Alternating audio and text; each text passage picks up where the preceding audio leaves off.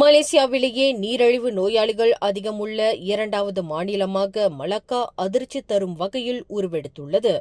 இங்கு ஆண்டுதோறும் குறைந்தது 4000 புதிய நோயாளிகள் பதிவாகின்றனர். நடப்பு ஆண்டில் இதுவரை 123,468 நீரிழிவு நோயாளிகள் பதிவாகியுள்ளனர். மேலும் இந்த எண்ணிக்கை ஒவ்வொரு ஆண்டும் சுமார் 4000 என்ற விகிதத்தில் உயர்ந்து வருகிறது என மலாக்கா மாநில சுகாதாரம், மனிதவளம் ஒருமைப்பாட்டுக்கான ஆட்சிக்குழு உறுப்பினர் டத்தோ எங்வி ஹெசெம் குறிப்பிட்டார்.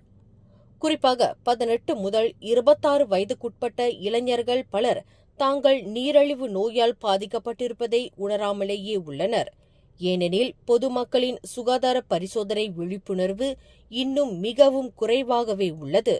எனவே பொதுமக்கள் சர்க்கரை உட்கொள்வதை குறைப்பது, வாரத்திற்கு 150 நிமிட உடற்பயிற்சி செய்வது, அருகிலுள்ள சுகாதார நிலையங்களில் கட்டாயம் பரிசோதனை செய்து கொள்வது போன்ற ஆரோக்கியமான வாழ்க்கை முறையை பின்பற்ற வேண்டும் என்று அவர் கேட்டுக்கொண்டார். மேலும் செய்திகளை தெரிந்து கொள்ள கீழே இருக்கும் பெல் பட்டனை அழுத்துங்கள்.